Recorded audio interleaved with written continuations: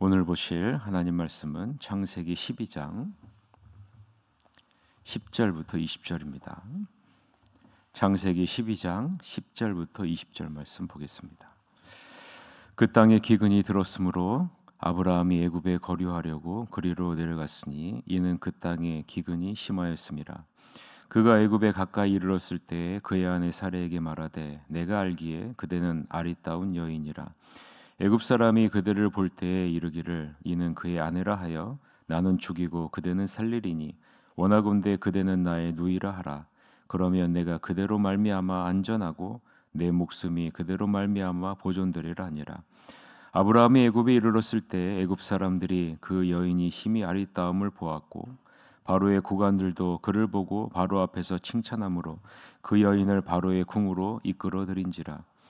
이에 바로가 그로 말미암아 아브라함을 후대함으로 아브라함이 양과 소와 노비와 암수 나귀와 낙타를 얻었더라. 여호와께서 아브라함의 아내 사레의 일로 바로와 그 집에 큰 재앙을 내리신지라. 바로가 아브라함을 불러 이르되 내가 어찌하여 나에게 이렇게 행하였느냐? 내가 어찌하여 그를 내 아내라고 내게 말하지 아니하였느냐? 내가 어찌하여 그를 누이라 하여 내가 그를 데려다가 아내를 삼게 하였느냐? 내 아내가 여기 있으니 이제 데려가라 하고 바로가 사람들에게 그의 일을 명하매 그들이 그와 함께 그의 아내와 그의 모든 소유를 내보내었더라. 아멘. 오늘은 하나님의 돌보심을 끝까지 신뢰하라. 하나님의 돌보심을 끝까지 신뢰하라 라는 제목으로 하나님 말씀을 보겠습니다.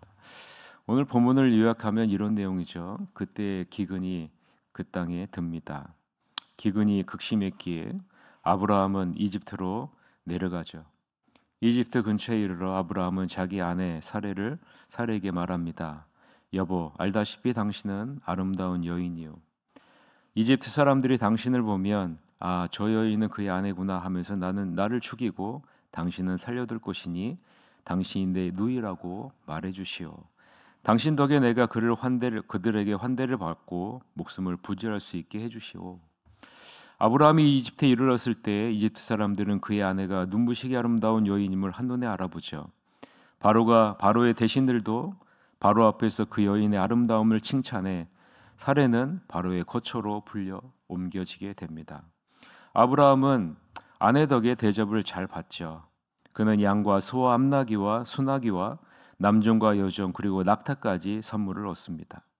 그러나 하나님께서 아브라함의 아내 사레의 일로 바로를 심하게 치죠. 궁에 있는 모든 사람들이 중병에 걸립니다. 바로가 아브라함을 불러 말합니다. 내가 어찌하여 내게 이런 일을 행하였느냐? 그녀가 내 아내라고 왜 말하지 않았느냐? 어찌하여 너는 그녀가 내 누이라고 말하여 내가 그를 아내로 삼게 할 뻔했느냐? 여기 내 아내를 돌려줄 테니 데리고 나가라. 바로는 신하들을 시켜서 아브라함을 그 나라에서 내보냅니다. 그들은 아브라함이 자기 아내와 자기의 모든 소유를 가지고 나가게 했다라는 것이 오늘 본문의 내용입니다. 여러분, 우리가 내용 관찰을 했죠? 자, 내용 관찰을 하면서 우리는 세 가지 질문을 우리가 할 수 있습니다. 왜 아브라함은 하나님이 지정하신 땅을 떠나서 애굽으로 이집트로 내려갔느냐라는 첫 번째 질문을 우리가 할 수 있고요. 두 번째 질문은 왜 아브라함은 아내를 누이라고 속였는가라는 질문을 할 수 있고요. 세 번째는 왜 아브라함은 애굽 왕 바로에게 책망을 받느냐라는 우리 질문을 할 수가 있죠. 자, 이것이 내용 관찰에 대한 질문입니다. 그리고 그 질문에 대한 답을 해나가는 것이 우리가 그 본문을 해석하는 것이죠. 그래서 우리가 본문을 이 세 질문에 대해서 우리 살펴보는 시간을 갖도록 하겠습니다. 자, 우리가 알고 있는 내용인데요. 오늘 본문을 보면서 우리는 하나님이 아브라함에게 약속하신 세 가지가 위기를 맞게 되는 것을 우리는 볼 수 있습니다. 첫 번째 위기는 어떤 위기예요? 하나님이 약속하신 땅을 벗어나게 되는 것. 두 번째 위기는요, 하나님이 약속하신 큰 민족을 이루겠다라는 것이 위기를 맞이하게 되죠. 세 번째는 아브라함이 복이 될 것이라는 하나님의 약속에 대한 위기를 맞게 됩니다. 자, 아브라함이 하나님이 약속하시고 인도하신 가나안 땅을 벗어나 애굽 땅으로 갔죠. 아브라함이 아내 사레를 통해 큰 민족을 이루겠다고 했는데 지금 그 사레가 애굽 왕 바로의 아내가 되었죠. 너는 복이 될 것이라고 얘기했는데 지금 아브라함은 복이 아니라 애굽에 무엇을 가져다 줘요? 큰 재앙을 가져다 주는 존재가 되었다라는 것이죠. 하나님의 약속하신 이 세 가지가 지금 다 위기의 상황에 놓이게 되었습니다. 그럼 여러분 한번 생각해 보세요. 이 위기의 시작은 어디서부터 시작할까요? 하나님이 약속하신 이 세 가지가 위기의 상황에 놓이게 됐는데 이 위기의 상황의 시작이 무엇에서부터 시작하게 되었느냐라는 거예요. 하나님을 온전히 신뢰하지 않고 하나님을 온전히 의지하지 않고 하나님에게 물어보지 않는 것에서부터 시작하게 되었다라는 것을 우리는 눈여겨봐야 되겠죠. 아브라함도 자신이 취한 행동에 대해서 할 말이 많습니다. 왜냐하면 예를 들어 가나안 땅에 기근이 심해 애굽으로 옮겨갔다는 것은 어쩔 수 없는 선택이라는 거죠. 그래서 아브라함은 자기가 이렇게 변명할 수 있습니다. 그것은 어쩔 수 없는 선택이었습니다라고 변명할 수 있다는 거죠. 가나안 땅에 기근이 심해 아무것도 구할 수 없었기 때문이죠. 그러니 나일강이 있고 강둑을 따라 설치된 관계시설이 잘 갖추어져 있는 애굽은 기근을 견디기 최적의 조건이기 때문이라고 말할 수 있는 거죠. 여러분, 우리는 알고 있지 않습니까? 세계에서 가장 긴 강이 나일강이고 수량이 풍부하고 길이가 6,400km나 되기 때문에 일반적인 가뭄에는 아무런 피해를 보지 않는 그러한 곳이 애굽이다라는 사실을 우리는 쉽게 짐작할 수 있습니다. 생존의 위협을 느끼는 상황에서 애굽으로 이주하는 것은 당연한 선택이었고 당연한 모든 사람들이 생각할 수 있는 범주 안에 들어있는 것이다 라고 아브라함이 변명할 수 있습니다. 그러나 아브라함이 애굽으로 내려가는 과정에서 가장 중요한 한 가지를 이 아브라함은 놓치고 있다라는 거예요. 무엇을 놓치고 있을까요? 아브라함은 하나님께 물어보지 않고 자신이 마음대로 판단하고 하나님의 인도하심이 아니라 자기 자신의 뜻과 판단과 의도대로 움직였다라는 것입니다. 여러분, 아브라함의 지금까지 여정에서 그리고 아브라함의 이후의 여정까지도 다 통틀어 볼 때 아브라함은 무엇을 따라갔습니까? 아브라함의 여정에서 가장 중요한 것이 무엇입니까? 아브라함은요, 하나님의 말씀을 따라갔어요. 여러분, 이것을 놓치시면 안 돼요. 창세기 12장 4절을 우리 같이 한번 읽어봅시다. 아브라함이 무엇을 따라 지금까지 왔는지 한번 살펴봅시다. 창세기 12장 4절 시작. 이에 아브라함이 여호와의 말씀을 따라갔고 롯도 그와 함께 갔으며 아브라함이 하란을 떠날 때에 75세였더라 라고 분명하게 말씀하죠. 창세기 12장 4절에 뭐라고 말씀해요? 아브라함이 무엇을 따라갔다고요? 여호와의 말씀을 따라갔다라고 말씀하고 있어요. 아브라함의 여정에서요 가장 중요한 것은요 하나님의 말씀을 따라갔다는 거예요. 말씀을 따라갔다. 아브라함은 고향과 친척과 아버지의 집을 떠나 하나님의 말씀을 따라 가나안 땅까지 왔어요.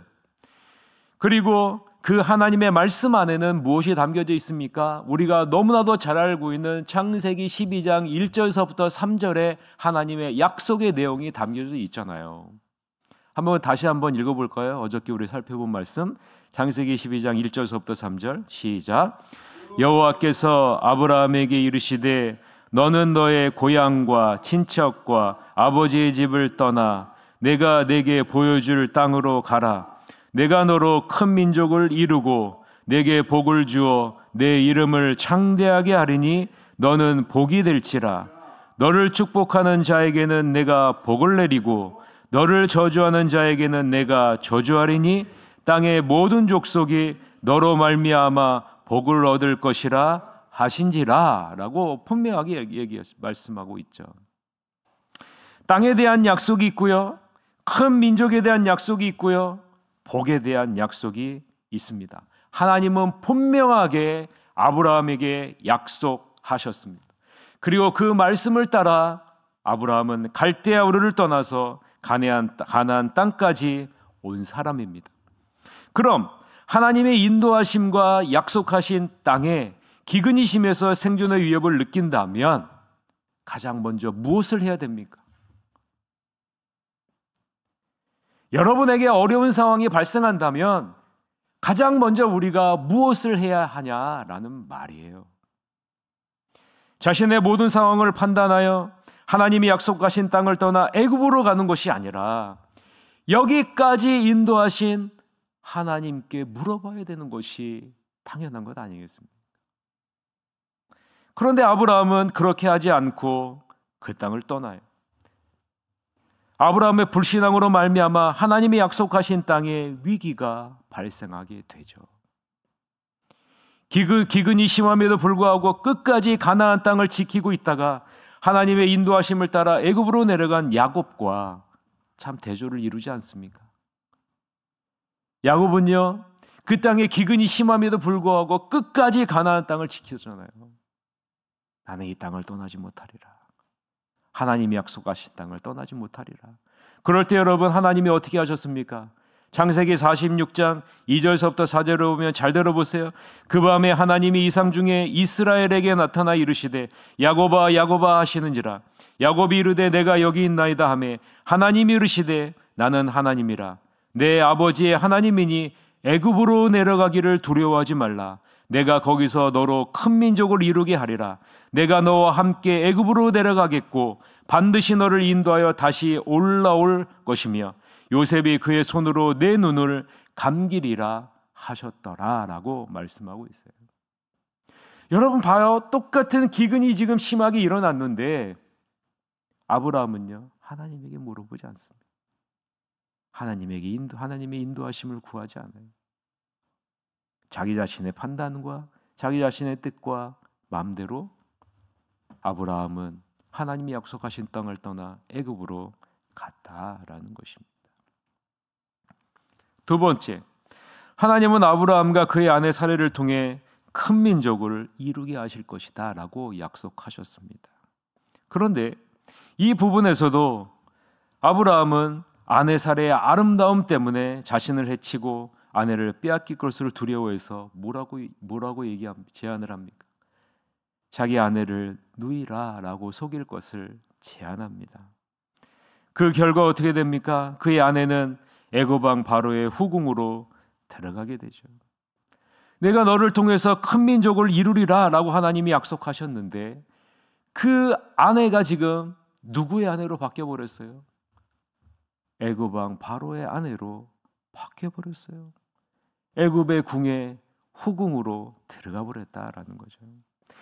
내가 너로 큰 민족을 이루겠다라는 하나님의 약속이 위기의 상황에 놓이게 된 것입니다. 하나님을 온전히 신뢰하지 못하고 잘못된 선택을 한 아브라함으로 인해 이 하나님의 약속이 무너질 위기의 상황에 놓이게 되었다라는 것이죠. 세 번째, 하나님은 모든 족속이 너로 말미암아 복을 얻을 것이라고 했는데 아브라함의 잘못된 결정으로 말미암아 바로와 왕실에 무엇이 닥칩니까? 큰 재앙이 닥치게 돼요. 너는 복이 되고 너로 말미암아 복을 얻을 것이라고 말씀하셨는데 이 하나님의 약속이 무너질 위기에 처해졌잖아요. 지금 아브라함으로 말미암아서 어떻게 됐어요? 애굽과 애굽 왕실에 하나님의 재앙이 닥치게 되지 않았습니까? 여러분, 하나님께 묻지 않고 하나님의 돌보심을 온전히 신뢰하지 않고 자신의 술수와 판단으로 문제를 해결하러 할 때 큰 하나님의 약속이 위기의 상황에 놓이게 되었다는 사실, 이 사실을 우리는 놓치면 안 됩니다. 우리가 한순간 하나님보다 환경을 바라볼 때, 우리가 한순간 하나님의 말씀보다 이 세상의 물질이나 사람을 의지할 때 우리는 무너질 수밖에 없다라는 것입니다. 우리가 얼마나 연약한 존재라는 것을 여러분 잊으시면 안 됩니다. 매일마다 우리는 하나님을 바라보고 하나님의 약속을 신뢰하고 변함없는 하나님을 바라보지 않으면 우리는 이 세상 앞에 무너질 수밖에 없는 존재라는 사실입니다. 참 희한하죠?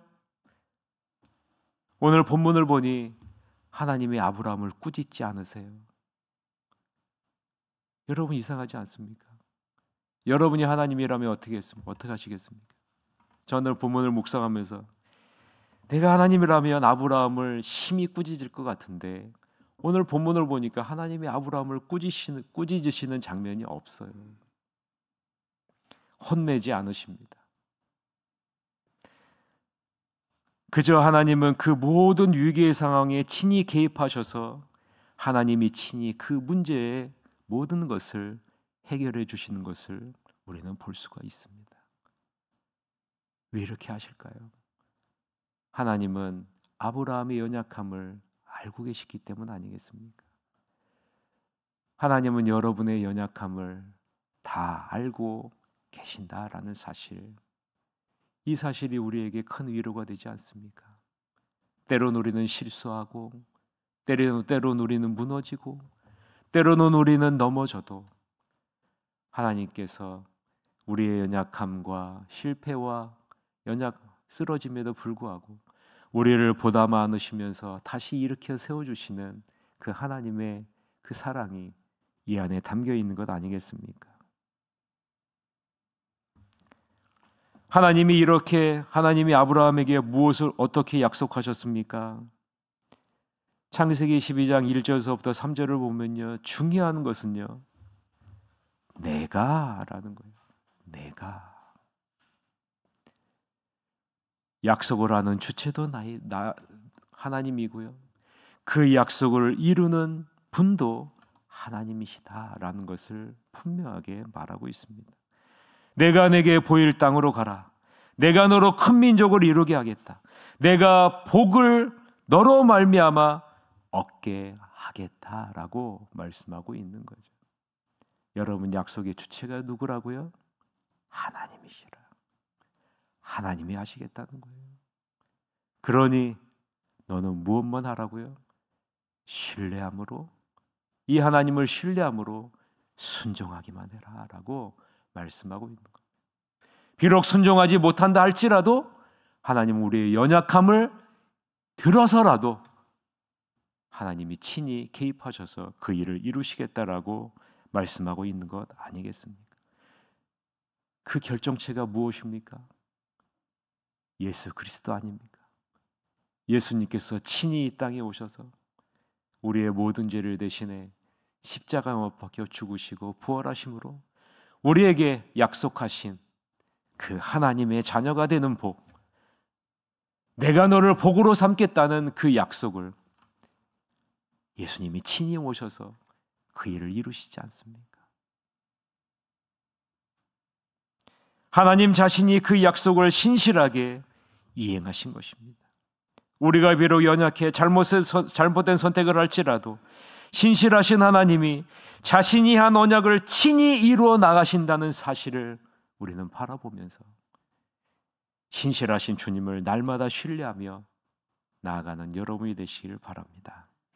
우리가 신실하신 하나님을 신뢰하지 않고 내 술수와 판단을 따라 나아간다면 우리는 아브라함과 같이 이 세상의 책망을 받는 자리로, 바로의 책망을 받는 자리로 나아가게 되는 거예요. 너는 예수님을 믿는 사람인데 왜 그러니? 너는 예수님을 믿는다고 오랫도록 신앙생활을 하는데 왜 이렇게 생활하냐라는 책망을 듣게 된다는 것입니다. 보세요. 바로가 아브라함을 책망하지 않습니까? 하나님은 바로를 통해 애굽에서 아브라함을 쫓아내세요. 놀랍지 않습니까? 하나님은 바로를 통해서, 그 책망을 통해서 애굽이 아니라 네가 거할 곳은 가나안이다라고 깨닫게 하시고 그리고 가나안으로 쫓아내세요. 그런데 그냥 쫓아내지 않으시고요, 하나님은 아브라함을 풍성하게 해서 쫓아내 주신다라는 사실.